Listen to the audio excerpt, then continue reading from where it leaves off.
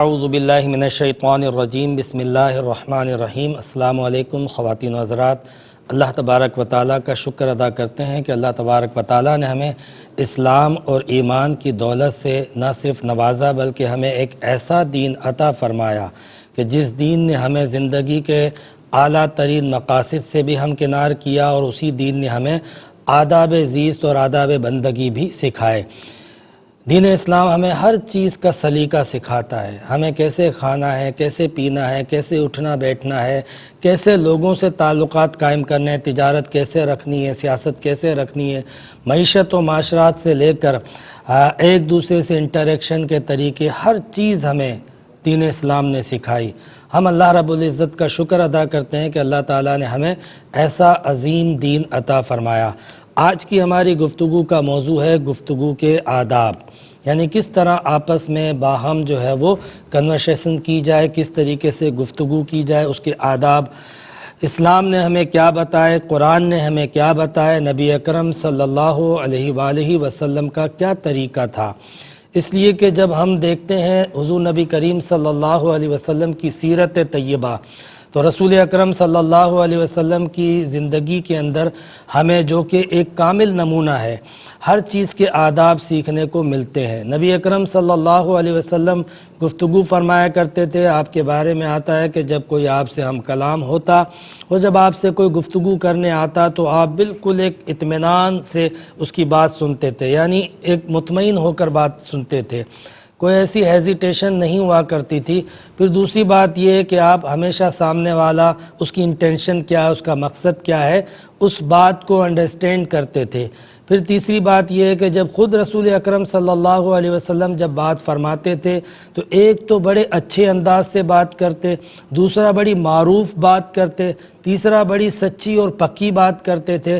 پھر نبی اکرم صلی اللہ علیہ وسلم کا جو انداز گفتگو تھا اس کے اندر ایک شائستگی نظر آتی تھی، اس کے اندر ایک جو ہے وہ پرفیکشن نظر آتی تھی، ایک ماڈریشن نظر آتی تھی کہ نبی اکرم صلی اللہ علیہ وسلم کوئی گفتگو ایک اعتدال سے ہٹ کے نہیں کرتے تھے، گفتگو کو لپیٹ کر اور گول گھما کے اس طرح کی باتیں نہیں کرتے تھے، کیٹاگوریکل اور ٹروتھفلی بات کرتے تھے، بیوٹیفلی بات کرتے تھے۔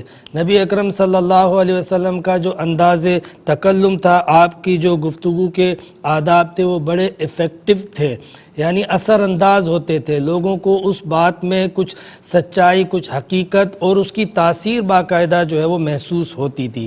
یہ رسول اکرم صلی اللہ علیہ وآلہ وسلم کے بات کرنے کے آداب تھے کہ شائستگی بھی نظر آئے گی، نرمی بھی نظر آئے گی، کلیئرٹی بھی نظر آئے گی، سچائی بھی نظر آئے گی۔ حضور نبی کریم علیہ السلام اچھے انداز سے بات کرتے تھے۔ اور آج آپ دیکھیں کہ جو باقاعدہ پروفیشنل ایتھکس بتائے جاتے ہیں، یعنی جو آرٹ آف اسپیک بتایا جاتا ہے، جس کو باقاعدہ آج کے اس ماڈرن دور میں ایک سبجیکٹ کے طور پہ لیا گیا ہے اور اس کے باقاعدہ اصول بتائے گئے ہیں، وہ سارے کے سارے اصول آپ کو نظر آئیں گے کہ قرآن سے اور سیرت رسول سے ماخوذ ہیں۔ یعنی قرآن نے ہمیں گفتگو کے جو آداب بتائے، حیرت ہوتی ہے۔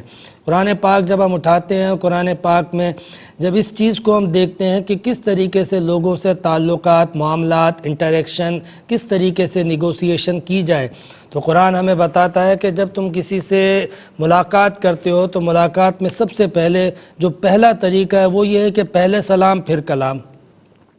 یعنی آپ دنیا کے تمام مذاہب میں یہ بات دیکھتے ہوں گے کہ آپس میں میٹنگ کے لیے گڈ وشز ایکسچینج کرتے ہیں، کچھ ایسے الفاظ ادا کرتے ہیں کہ جن الفاظ سے ایک اپنائیت کا اور ایک جو ہے وہ اطمینان کا اظہار کرنا مقصود ہوتا ہے۔ کچھ ابتدا میں اچھے خاصے الفاظ، اچھے اور بہترین الفاظ ادا کیے جاتے ہیں، اور آپ نے سنو بھی ہوں گے، گڈ مارننگ بھی ہے اور نمستے بھی ہے، اور مختلف مذاہب کے اعتبار سے ورڈنگ یوز ہوتی ہے۔ اسلام میں اس کے حوالے سے جو طریقہ بتایا گیا وہ یہ ہے کہ آپ جب میٹنگ آف ایکسچینج کے لیے، گڈ وشز کے لیے جب آپ کوئی ورڈ ایکسچینج کرتے ہیں تو آپ کہیں گے السلام علیکم اور سامنے والا کہے گا وعلیکم السلام۔ یہ جو لفظ سلام ہے یہ ایک تو بڑا پازیٹیو اور دعائیہ ورڈ ہے، اور دوسرا یہ کہ اس میں سامنے والے کے لیے ایک دعا پائی جاتی ہے، ایک ہمدردی پائی جاتی ہے۔ اور اللہ تبارک و تعالیٰ کے اسماء میں سے بھی یہ ایک اسم ہے سلامن، اور ہم اس کا ورد بھی کرتے ہیں سلامتی کے لیے، یا سلام ہو یا سلام ہو. تو یہ ہم آپس میں جب مسلمان ایک دوسرے سے ملاقات کریں تو ہمیں سب سے پہلے بات چیت کرنے سے پہلے سلام کا حکم دیا گیا ہے. اور قرآن پاک نے اس بات کو اس انداز سے پیش کیا، فرمایا کہ وَإِذَا حُيِّيتُم بِتَحِيَّةٍ، جب کوئی تمہیں سلام کرے فَحَيُّوا بِأَحْسَنَ مِنْهَا، تو تمہارا جواب اس سے احسن ہونا چاہیے. یعنی اگر ایک شخص کسی محبت کا اور اپنائیت کا اظہار کرے تو اس محبت اور اپنائیت کا جواب اس سے بڑھ کر محبت اور اپنائیت سے ہونا چاہیے. یہ ہمیں سب سے پہلا ادب سکھایا جا رہا ہے. ایسا نہ ہو کہ ایک شخص تو بڑے پرجوش انداز کے ساتھ، بڑے مذہبی عقیدت کے ساتھ جو ہے وہ آپ کو سلام کرے اور آپ جو ہے وہ منہ پھیرتے ہوئے وعلیکم کہہ دیں، وعلیکم السلام کہہ دیں، اور پوری طریقے سے پرجوش ہو کر آپ اس کو جواب نہ دیں. یہ نبی اکرم صلی اللہ علیہ وسلم کی سنت کے خلاف ہے. اور قرآن نے ساتھ میں کہا اور ردوہا، کہ اگر تم اس سے بڑھ کے سلام اور محبت نہیں پیش کر سکتے ہو تو کم سے کم اتنا ضرور کرو جتنا سامنے والے نے کیا ہے، اس سے کم نہیں ہونا چاہیے. یعنی یہاں تو پہلا یہ ہے کہ فَحَيُّوا بِأَحْسَنَ مِنْهَا، کہ آپ کا جو انداز ہے وہ اس سے زیادہ بہتر ہونا چاہیے، اور اگر اس سے زیادہ بہتر نہ ہو تو کم سے کم اس کے برابر ضرور ہونا چاہیے. یہ پہلا ادب تھا. پھر قرآن پاک جو ہے وہ گفتگو کے حوالے سے جو سب سے پہلی جو ہمیں قدر بتاتا ہے وہ کہتا ہے کہ وَقُولُوا لِلنَّاسِ حُسْنًا، کہ لوگوں کے ساتھ جو ہے وہ اچھی بات کرو. یہ پہلی بات ہے قرآن کے حوالے سے جو ہمیں گفتگو کے آداب میں سکھائی گئی ہے. اس پر میں کلام کروں گا. پہلے کالر کو شامل کرتے ہیں. السلام علیکم ورحمۃ اللہ. وعلیکم السلام ورحمۃ اللہ وبرکاتہ. جی فرمائیے. جی میرا سوال یہ ہے کہ جس طرح ایک مطلب کہ لڑکے کے جو حقیقہ کہتے ہیں اس کے دو حصے ہوتے ہیں، تو اگر ہم ایک بیل میں دو حصے ڈالیں تو اس طرح لڑکے کا حقیقہ ہو جاتا ہے؟ ٹھیک ہے، حقیقہ نہیں ہوتا، عقیقہ ہوتا ہے. میں انشاءاللہ عرض کرتا ہوں. ٹھیک ہے، انشاءاللہ میں عرض کرتا ہوں. میں عرض کر رہا تھا کہ قرآن نے جو ہمیں سب سے پہلی بات ذکر کی کہ آپ کی بات جو ہے وہ وَقُولُوا لِلنَّاسِ حُسْنًا، سورہ بقرہ میں یہ بات ہمیں بیان فرمائی کہ حسنہ کا مطلب یہ ہوتا ہے کہ لوگوں کے ساتھ جب آپ کلام کرو تو بڑے اچھے انداز سے، بڑے اچھے مزاج کے ساتھ اور خوبصورت انداز کے ساتھ بات کرو. منہ چڑھا کے، بگاڑ کے اور بہت زیادہ جو ہے وہ کسی کے ساتھ جو ہے وہ مس بیہیو کر کے بات چیت نہ کرو. دوسری بات قرآن پاک میں سورہ نساء میں کہی گئی، اللہ رب العزت نے فرمایا وَقُولُوا لَهُمْ قَوْلًا مَعْرُوفًا، کہ جو بات آپ کہو وہ بڑی معروف ہونی چاہیے، ایک مجہول اور ایک ان نون بات نہیں ہونی چاہیے. معروف کا مطلب یہ ہوتا ہے کہ جو عرف میں بات کی جاتی ہے وہ بات کی جائے. یعنی آپ کے جملے، آپ کے الفاظ، اس کا چناؤ بڑا سمپل اور آسان ہونا چاہیے. ایسا نہ ہو آپ مشکل بات کہو یا ایسی اجنبی بات کہو جو اس عرف کے بالکل اگینسٹ ہو، اس عرف کے، اس معاشرے کے، اس سوسائٹی کے رسم و رواج اور افہام و تفہیم کے بالکل برخلاف ہو. میں انشاءاللہ عرض کرتا ہوں. ایک کالر کو مزید شامل کرتے ہیں. السلام علیکم ورحمۃ اللہ. وعلیکم السلام ورحمۃ اللہ. جی فرمائیے. جی اگر غیر مسلم ہمیں سلام کر رہے ہیں مطلب پورا السلام علیکم کی طرح، تو کیا ہمیں وعلیکم السلام ہی کہنا ہے؟ ٹھیک ہے، میں عرض کرتا ہوں جی. اور انشاءاللہ. بھی کوشچن. جی جیسے فرض نمازوں کے آخر کے جو 2 نفل ہیں، کیا ہم ان کو مطلب جلدی میں چھوڑ سکتے ہیں اگر کبھی ہو، یا بیٹھ کے پڑھ سکتے ہیں؟ فرض اور نمازوں اگر کی کس کی 2 نفل؟ جی آخر جیسے ظہر کے، مغرب اور عشاء کے آخر کے 2 نفل ہوتے ہیں. اچھا ٹھیک ہے، میں عرض کرتا ہوں. جی نیکسٹ کوشچن یہ ہے مطلب اگر نماز قضا ہو جائے، جیسے اثر قضا ہوگی، تو مغرب کے فوراً بعد ہمیں اس کی قضا پوری پڑھنا ہے یا کیسے پڑھنا ہے؟ ٹھیک ہے، میں عرض کرتا ہوں. جی اور جو شکرانے کے مطلب نفل ہوتے ہیں، کیا ہمیں وہ 4 کے سیٹ میں پڑھ سکتے ہیں ہم، اور کیا بیٹھ کے پڑھ سکتے ہیں؟ شکرانے کے نوافل جی 4 کر کے پڑھ سکتے ہیں، مطلب 2 کی بجائے 4 کر کے. اچھا، آپ نے جو ہے وہ اردو میں انگلش کا ورڈ ڈال دیا، مجھے سننے میں توڑ کے آیا. ٹھیک ہے، میں عرض کرتا ہوں 4 رکعت کر کے اس کے حوالے سے بات کرتا ہوں. ایک کالر اور ہمارے ساتھ ہیں انشاءاللہ. السلام علیکم. ہلو السلام علیکم. جی مفتی صاحب 3 سوال ہیں. پہلا سوال یہ ہے کہ اگر ہم کھانا کھا رہے ہوں، اس دوران کوئی سلام کر دے تو کیا ایسا سلام کا جواب دینا واجب ہوتا ہے؟ ٹھیک ہے. اور دوسرا سوال یہ اگر کسی خاتون کو کوئی غیر محرم آ کے سلام کرے تو کیا اس سلام کا جواب دینا واجب ہوگا یا نہیں؟ ٹھیک ہے. اور لاسٹ یہ کہ چھوٹے بچے جو سلام کرتے ہیں گھر میں آتے جاتے، کیا ان کے سلام کا بھی جواب دینا واجب ہوتا ہے؟ ٹھیک ہے، انشاءاللہ عرض کرتا ہوں. میں माशाल्लाह मौजू से मुतालिक काफ़ी सवालात आए हैं और इस पर भी हम जवाबात भी देंगे और मौजू पर भी बात करेंगे, लेकिन उससे पहले हम लेते हैं एक मुख्तसर सा ब्रेक। खुश आमदीद ख़वातीन व हज़रात, मैं अर्ज़ कर रहा था गुफ्तगू के आदाब के हवाले से कुरान पाक की दूसरी आयत मैंने आपके सामने पढ़ी थी और इंशाअल्लाह उसकी तफसील भी आपको बयान करूँगा, लेकिन पहले एक कॉलर को शामिल करते हैं। अस्सलाम वालेकुम। अस्सलाम वालेकुम। अस्सलाम वालेकुम। वालेकुम सलाम। जी मेरे मुफ्ती साहब, मेरे ये सवाल था आपसे कि मैं नमाज में बहुत ज्यादा भूल जाती हूँ, फिर नमाज में वापस सिरे से शुरू करती हूँ, तो ये डबल हो जाता है मेरे नमाज। और सुबह का नमाज ये मैं कज़ा पढ़ती हूँ ना, अक्सर मुझसे कज़ा हो जाता है फजर की।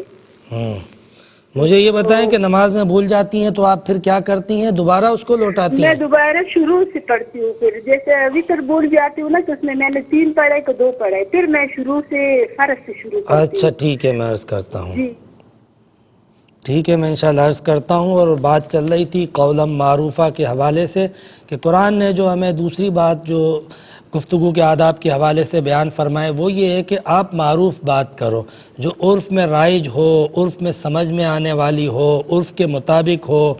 बल्कि हज़रत अली का मशहूर मक़ूला भी है, कलिमुन्नासा अला क़द्रि उक़ूलिहिम, लोगों से उनकी अक़लों के मुताबिक कलाम करो।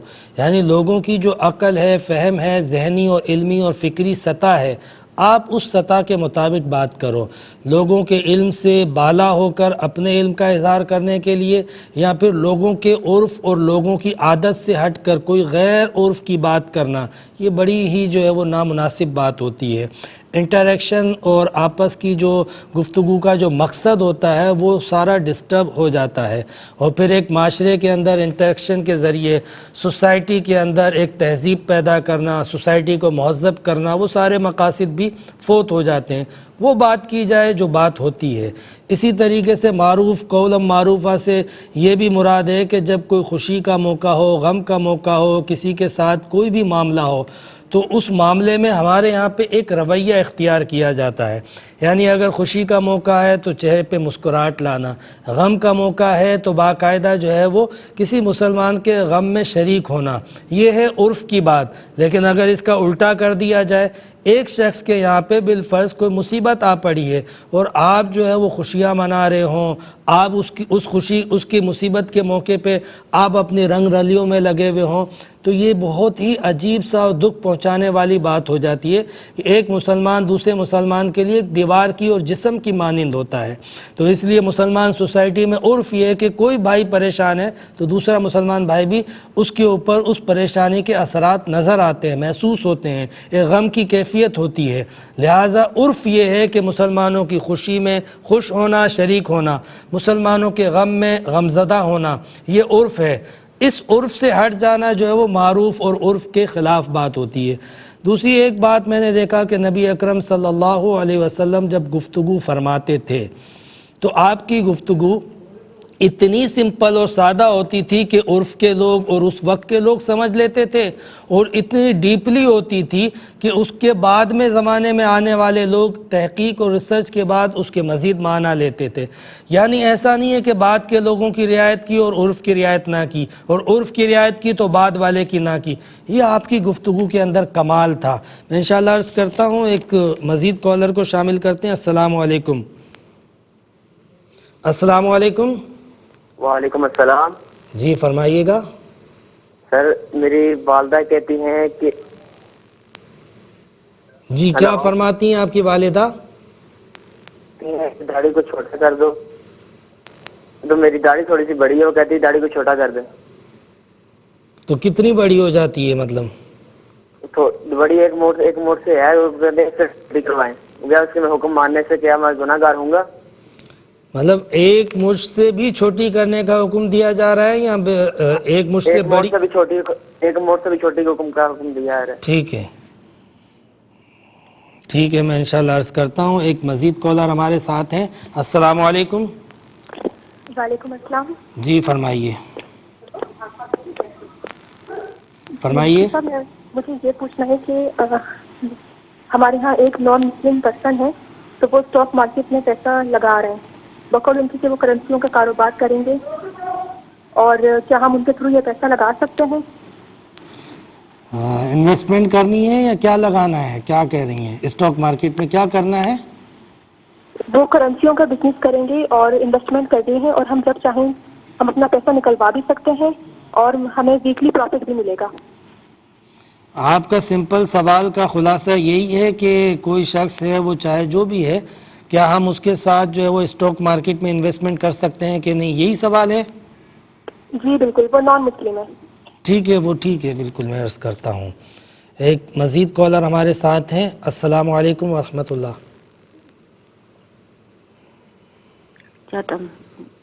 جی فرمائیے گا۔ جی بھائی بہن، جب نماز پڑھتی ہوں نا تو میری نمازی نماز کے آگے آ جاتی ہے تو میرا سجدہ نہیں ہو پاتا ہے۔ کیا تو آگے؟ اس سے پھر چادر؟ نہیں، نمازی میری پوتی ٹھیک بیٹی کی بیٹی جو ہے نا، وہ تو میرے سجدے نہیں کیے۔ پھر کیا اس کے لیے مجھے دوبارہ نیت باندھنی پڑے گی یا پھر وہ جیسے آپ بتا دیں؟ ٹھیک ہے، میں عرض کر دیتا ہوں انشاءاللہ، میں عرض کر دیتا ہوں۔ اور ہم گفتگو کر رہے تھے کہ قولم معروفہ کہ نبی اکرم صلی اللہ علیہ وسلم جب بات کرتے تھے تو آپ کی بات جو ہے، آپ کی گفتگو، یعنی آپ اتنا ڈیپلی اسپیک کرتے تھے اور اتنا آپ کا گفتگو جو ہے وہ سیفلی اور پرفیکٹلی ہوتی تھی کہ جس عرف اور جس معاشرے سے مخاطب ہوتے تھے اس کا وہ اپنے طور پہ مفہوم لیتے تھے اور وہ بات سمجھ جاتے تھے، اور وہی الفاظ آگے چل کے نئے عرف کے لیے، نئے معاشرے کے لیے، دور جدید کے لیے ایک نئے معنی کے ساتھ اجاگر ہوتے تھے۔ یعنی یہ نبی کریم علیہ السلام کی گفتگو کا خاصہ تھا۔ تو اگر ہماری گفتگو میں اتنا کمال نہ بھی ہو، کم سے کم اتنا ہو کہ جو ہمارے سامنے سن رہا ہے، جس سے ہم مخاطب ہے، وہ سمجھ جائے کہ ہم کیا کہنا چاہ رہے ہیں۔ ایسی بات نہ کریں جو بالکل غیر معروف ہو، مجہول ہو، ان نون ہو، اسٹرینج ہو، اجنبی ہو، ایسی باتیں نہیں کرنی چاہیے۔ جو عرف میں ہے، جو بات معقول ہے، وہ بات کرنی چاہیے۔ قرآن پاک میں گفتگو کے حوالے سے، آداب گفتگو کے حوالے سے جو تیسری بات کہی وہ سورہ احزاب کے اندر ہے، اور وہ یہ ہے کہ فرمایا وَقُولُوا قَوْلًا سَدِيدًا، کہ تم جو ہے وہ قول سدید ہمیشہ بیان کیا کرو۔ سدید کہتے ہیں سیدھے کو بھی اور سچے کو بھی، یعنی گویا کہ جب بات کریں تو سچی بات کریں۔ اور لفظ سدید کا اگر پرفیکٹ میننگ سامنے رکھیں نا تو اس کا مطلب یہ ہے کہ وہ بات کریں، یعنی بات اتنی اور ایسی کریں جتنی بات ہے، جو اصل بات ہے اس کی بالکل برخلاف بات بھی نہ کی جائے، اور اگر اصل بات میں تھوڑا سا اضافہ کر دیا یا کمی کر دی، یہ بھی قول سدید نہ ہوگا۔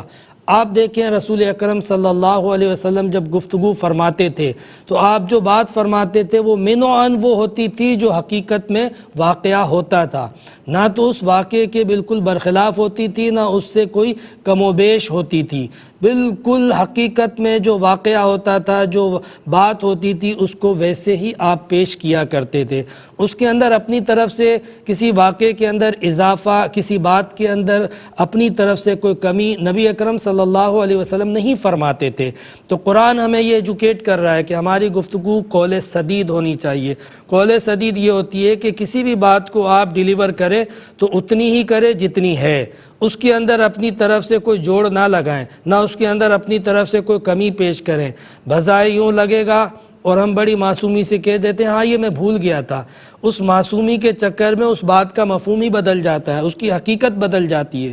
یعنی کسی بھی ایک جملے کے اندر سے کوئی لفظ آگے پیچھے کرو، کوئی کمی بیشی کر دو تو پھر اس جملے کا مفہوم، اس بات کی حقیقت کچھ اور ہو جاتی ہے اور بات ہوتی کچھ اور ہے۔ تو ہمارے عرف میں عام طور پہ یہ رویہ اختیار کیا جاتا ہے اس وقت جب کسی کے لیے منفی تاثر دینا ہو اور کسی مثبت چیز کو بھی ہم غلط قرار دینا چاہیں تو اس کے اندر اس طرح کی امینڈمنٹ کرتے ہیں۔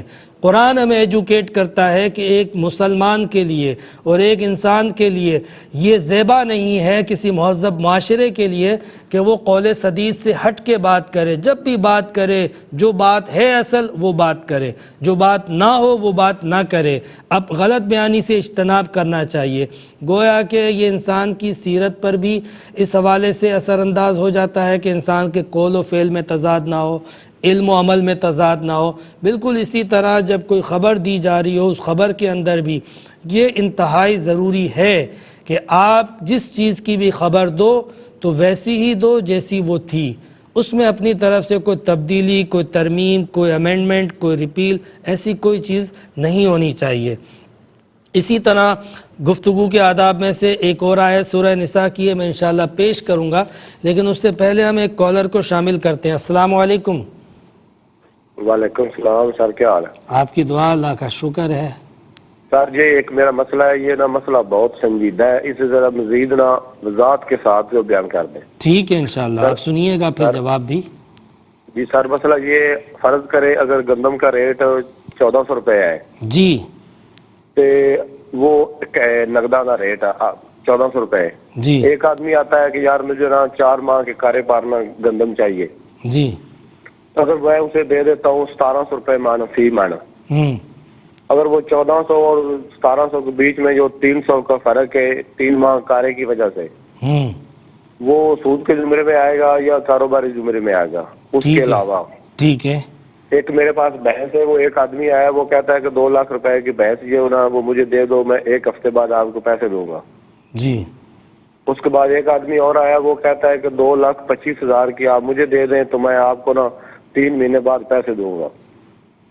اگر وہ جو 2 لاکھ اور 2,25,000 3 ماہ کارے کی وجہ سے 25,000 روپے کا فرق ہے، وہ کسی کاروبار کے زمرے میں آئے گا یا سود کے زمرے میں آئے گا؟ اچھا، آپ کی گفتگو جو ہے نا دوسرے سوال کے اندر اس میں تھوڑی کنفیوژن ہے کہ جی کیا اسی بھینس کی بات کرتے ہیں جس کو آپ نے پہلے ادھار پہ 2 لاکھ کی بیچی تھی، اب دوسرا شخص اس کو 2.25 لاکھ کی خریدتا ہے، تو آپ پہلے بیچ چکے تھے نا؟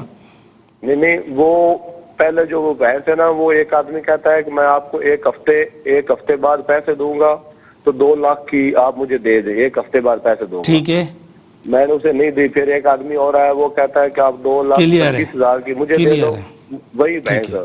کلیئر ہے، میں انشاءاللہ عرض کرتا ہوں، لیکن ابھی ہم لیں گے ایک مختصر سا بریک اور پھر ملتے ہیں، اس کے بعد جوابات کو کنٹینیو کریں گے۔ خوش آمدید خواتین و حضرات، اب انشاءاللہ ہم آخری سیگمنٹ ہے، اس میں آپ کے سوالات کے جوابات دیں گے اور پھر آخر میں جو ہے وہ مختصر سی گفتگو جو ہے وہ وائنڈ اپ کریں گے، اور بات یہیں سے شروع کرتے ہیں۔ سب سے آخری جو سوال تھا، یہاں سے ہم آگے بڑھیں گے کہ یہ بھائی نے ذکر کیا ایک تو گندم کے حوالے سے اور دوسرا بھینس کے حوالے سے، یعنی انہوں نے کوئی چیز باقاعدہ سیل کی ہے، صرف فرق یہ تھا کہ 1400 روپے من، خیر اب تو 14، 15، 16، 1700 روپے من بھی نہیں ملتی گندم، ساری سٹاک ہو گئی ہے، لیکن یہ بھائی بتا رہے ہیں کہ 1400 روپے والی من گندم میں نے 1700 میں بیچی، اور بھینس جو ہے وہ پتہ نہیں کتنے کی تھی، 1.5 لاکھ کی تھی، 2.25 لاکھ کی تھی۔ پہلے ان کو 2 لاکھ کا آفر آیا، پھر 2.25 لاکھ کا آفر آیا، لیکن کریڈٹ پر انہوں نے سیل آؤٹ کر دی۔ تو اس میں کوئی حرج ہے کہ نہیں ہے؟ سود میں تو نہیں آتا، یہ سود میں نہیں آتا، اس میں کوئی حرج نہیں ہے، یعنی یہ حرام نہیں ہے۔ ہوتا یہ ہے کہ آپ نے جب کوئی چیز بیچی ہے، یہ آپ کی ثوابدید پر ہے کہ آپ کیش بیچتے ہیں یا اس کو تھوڑی سی جو ہے وہ آپ رعایت دیتے ہیں پیسوں کے معاملے میں۔ نبی اکرم صلی اللہ علیہ وسلم نے بعض مرتبہ کریڈٹ پر چیزیں پرچیز کی ہیں۔ اب یہ ہمارے معاشرے کی تھوڑی سی زیادتی ہے کہ کریڈٹ کا بینیفٹ لے لیتے ہیں، تو اتنے ریٹ نہ بڑھائے جائے، وہ مناسب نہیں ہے۔ باقی رہا کہ ایک چیز کا ریٹ پہلے طے ہو گیا 2.25 لاکھ روپے، اب وہ 1 ہفتے بعد دیتا ہے، 1 مہینے بعد دیتا ہے، 1 سال بعد دیتا ہے، اس کے ریٹ میں کوئی تبدیلی نہیں آ سکتی۔ اگر تبدیلی آئی تو پھر وہ سود میں جائے گا، لیکن کوئی چیز بیچتے ہوئے آپ نے ایک ریٹ ڈیسائیڈ کر دیا، اس کے بعد اس میں کوئی کمی بیشی نہیں آئی تو پھر درست ہے، اگرچہ کہ ادھار میں بیچی ہو۔ اسی طرح معاملہ گندم کا بھی ہے۔ اس کے علاوہ ہم سے بہن نے سوال کیا تھا کہ ان کی نواسی جو ہے وہ اکثر جو ہے وہ نماز میں سجدے کے وقت سامنے آ جاتی ہے، تو میں کیا کروں؟ دیکھیں، یہ عموماً ہوتا ہے، نبی اکرم صلی اللہ علیہ وسلم نماز پڑھتے تھے تو شہزادے جو ہے وہ آپ کے سجدے میں اوپر آ کے سوار ہو جایا کرتے تھے، اور حضور علیہ السلام جو ہے وہ شہزادوں کے لیے اپنے سجدوں کو طویل فرما دیا کرتے تھے۔ گھروں میں ہم نے بھی دیکھا ہے، یہ روٹین کے بچے عموماً آ جاتے ہیں اور نماز پڑھتا ہوا دیکھتے ہیں تو بچے جو ہے وہ بڑے اٹریکٹیو ہو جاتے ہیں کہ یہ کیا عمل ہو رہا ہے، اور کوئی بول بھی نہیں رہا ہے، مصروف ہیں۔ بچوں کو نماز میں دیکھ کر بڑا ایک اچھا ایکسائٹمنٹ بھی فیل ہوتا ہے، اور غالباً کچھ اس سے روحانی فیض بھی ملتا ہی ہے، یہ ہم نے دیکھا ہے۔ تو اس میں کوئی حرج نہیں ہے کہ اگر بالفرض سجدے میں بچہ آ جائے تو بڑی احتیاط کے ساتھ آپ نے ہاتھ سے بچے کو تھوڑا سا سیفلی ہٹا دیا، اور آپ اس کے بعد سجدے میں چلی گئیں تو اس میں کوئی حرج نہیں ہے، اور سجدے میں آپ تسبیح پڑھتی رہیں۔ اگر دقت ہو رہی ہے سجدے سے اٹھنے میں، بچہ قریب میں ہے، اوپر بیٹھ گیا ہے، تو تھوڑا سا طویل بھی کر سکتی ہیں، تو اس میں کوئی حرج نہیں، اور نہ ہی نماز ٹوٹے گی آپ کے اس عمل سے۔ اگر بار بار آپ یہ عمل کریں گی 3 مرتبہ ایک ہی رکن کے اندر، یعنی سجدے میں جانے سے پہلے 3 بار بچے کو ہٹایا، یہ عمل کثیر ہو جائے گا۔ لیکن ایک بار ہٹایا، دوسری بار ہٹایا، تیسری بار ضرورت نہ پڑی، یا صرف ایک ہی بار ہٹایا بچے کو اور آپ سجدے میں چلے گئے، پھر ضرورت نہیں پڑی اس سجدے کے دوران، پھر اگلی رکعت میں ضرورت پڑ جائے تو کوئی حرج نہیں، نماز ہو جائے گی۔ اسی طریقے سے بہن نے یہ بھی سوال ذکر کیا کہ غیر مسلم کوئی پڑوسی ہے یا کوئی جاننے والا ہے، جو بھی ہے وہ اسٹاک مارکیٹ میں کام کرتا ہے، تو اسٹاک مارکیٹ میں اس کے ساتھ ہم انویسٹمنٹ کر سکتے ہیں کہ نہیں؟ یہ 2 سوال ہیں بیسیکلی۔ ایک سوال غالباً یہ ہے کہ وہ غیر مسلم ہے جس کو آپ نے لاسٹ میں فوکس کیا، دوسری یہ بات کہ اسٹاک مارکیٹ کے اندر کام کرنا۔ دیکھیں اسٹاک مارکیٹ کے اندر جو ہے وہ کچھ کنڈیشنز ہیں، میں نے پہلے کئی پروگرامز اس حوالے سے کیے ہیں اور آئندہ بھی کروں گا، تو اس میں آپ کو اس کا تفصیلی جواب دے دوں گا، لہٰذا اس کنڈیشن کے مطابق تو کام درست ہوتا ہے شیئرز کا، ویسے کنڈیشن سے ہٹ کے بہت ساری اس کی صورتیں ایسی ہوتی ہیں جو درست نہیں ہوتی ہیں، لہٰذا اسٹاک مارکیٹ میں کام کی ایک اپنی شرعی حیثیت ہے، وہ چاہے مسلم ہو یا غیر مسلم ہو، اس سے کوئی فرق نہیں پڑتا۔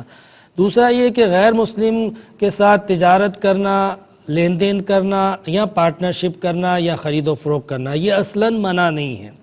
اس سے اگر کوئی اس کے دین کو فائدہ اور آپ کے دین کو نقصان پہنچتا ہو، اس طرح کا کوئی عنصر شامل ہو جائے اور اس طرح کے کوئی مقاصد شامل ہو جائیں اس ٹریڈ کے اندر، یا اس طرح کی ٹریڈ کوئی بھی کرے، تو پھر اس وقت غیر مسلم سے تجارت کرنے میں حرج آتا ہے، نارملی منع نہیں ہے۔ یہ بھائی نے ہم سے پوچھا کہ والدہ نے حکم دیا ہے داڑھی چھوٹی کروانے کا، اور یہ نہیں ہے کہ داڑھی 1 مشت سے زیادہ بڑھ گئی ہے تو حکم دیا ہے، بلکہ وہ 1 مشت سے بھی چھوٹی کروانے کا حکم دے رہی ہیں، تو اس معاملے میں کیا کروں؟ دیکھیں ایک تو جنرل اصول ہے، وہ تو آپ یاد رکھ لیں کہ والدہ ہوں، پیر ہوں، استاد ہوں، اللہ رسول کا جو حکم ہوتا ہے نا، دین کے جو معاملات ہوتے ہیں، نبی کریم صلی اللہ علیہ وسلم نے فرمایا کہ اللہ تعالیٰ کی اور دین کی معصیت کے اندر، حدیث میں تو فقط ہے کہ اللہ تعالیٰ کی معصیت کے اندر مخلوق کی اطاعت نہیں کی جائے گی۔ مخلوق کی اطاعت اس وقت تک کی جائے گی جب تک کہ خالق کی معصیت نہ لازم آئے، نافرمانی نہ لازم آئے۔ جہاں لازم آئے گی اللہ کی نافرمانی، وہاں مخلوق میں سے کوئی بھی اس کی اطاعت نہیں کی جائے گی۔ یعنی آپ کو ایک تو اس اصول کو سامنے رکھنا ہے، یہ ہر جگہ اپلائی ہوگا۔ داڑھی کا مسئلہ اس کے حوالے سے ایک تفصیل ہے، اور یہ کوئی تفصیل جو ہے وہ سیکٹیرین یا کوئی ایسی خود ساختہ نہیں ہے، باقاعدہ ائمہ کا اجتہاد ہے کہ داڑھی رکھنا سنت ہے، اور 1 مشت رکھنا جو ہے وہ اس کو بعض لوگوں نے سنت موقدہ اور بعض لوگوں نے واجب قرار دیا ہے، اکابرین امت نے سنت موقدہ ہی قرار دیا ہے۔ آپ ایک بات یاد رکھیں، جب 2 حکم آپ کے سامنے آ جائے اور ان میں سے زیادہ اہم ہو اس کو اخذ کر لیا جائے۔ ظاہر سی بات ہے کہ نبی کریم علیہ السلام کی سنت موقدہ ہو یا غیر موقدہ، اس کی ایک اہمیت ہوتی ہے، تو بڑے اچھے انداز سے بزرگوں کا عمل سامنے رکھتے ہوئے، ان کی عادت کو، ان کے دینی جذبے کو سامنے رکھتے ہوئے والدہ کو آپ سمجھائیں، اور جھڑکیں نہیں، اور یہ نہ کہیں کہ آپ جو ہے وہ فسق و فجور کا حکم دیتی ہیں، آپ یہ کہتی ہیں، اس طریقے سے نہ سمجھائیں، بلکہ احسن انداز سے۔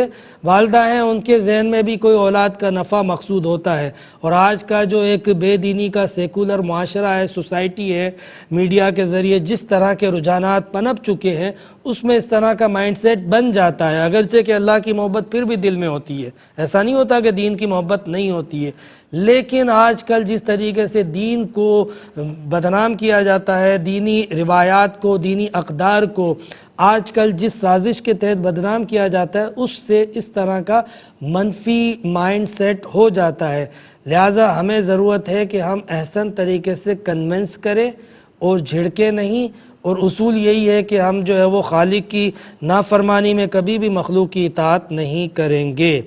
یہ بہن نے سوال کیا کہ نماز میں بھول جاتی ہوں اور پھر مجھے اکثر بار بار نماز پڑھنی پڑتی ہے، بار بار نماز پڑھنی پڑتی ہے۔ یہ آپ کے سیٹسفیکیشن پر ڈیپینڈ کرتا ہے کہ آپ دوبارہ سے نماز پڑھنے سے مطمئن ہوتی ہیں اور پڑھ سکتی ہیں تو پڑھیں، لیکن اگر بالفرض آپ کو رکعتوں میں کسی طریقے سے کوئی کنفیوژن ہو رہی ہے تو غالب گمان جو آپ کا ہے آپ اس کو چوز کر سکتی ہیں کہ میرے دل پہ جو غالب گمان ہے وہ یہ ہے کہ 3 ہوئی ہیں 2 نہیں ہوئی ہیں، تو آپ اس کو ترجیح دیں، اور اگر 2 ہوئی ہیں یہ آپ کا غالب گمان ہے آپ اس کو ترجیح دیں۔ انشاءاللہ تعالیٰ یہ انسان کا دل جو ہے نا یہ بھی مفتی ہوتا ہے، اور حدیث میں بھی آتا ہے من ہا کافی صدرک فترک، جو تیرے دل میں کھٹکے اسے چھوڑ دو، اور جب بھی کوئی معاملہ آئے تو اپنے دل سے بھی فتوا لو۔ تو دل جو ہے وہ باقاعدہ اس کی ایک شرعی حیثیت ہے۔ قبلے کا تعین نہیں ہوتا تو کہا کہ تحرہ کیا جائے، یعنی دل سے پوچھا جائے، تو دل جس رخ کو مانے اس رخ کو سجدہ کیا جائے، نماز پڑھی جائے اور قبلہ بنایا جائے۔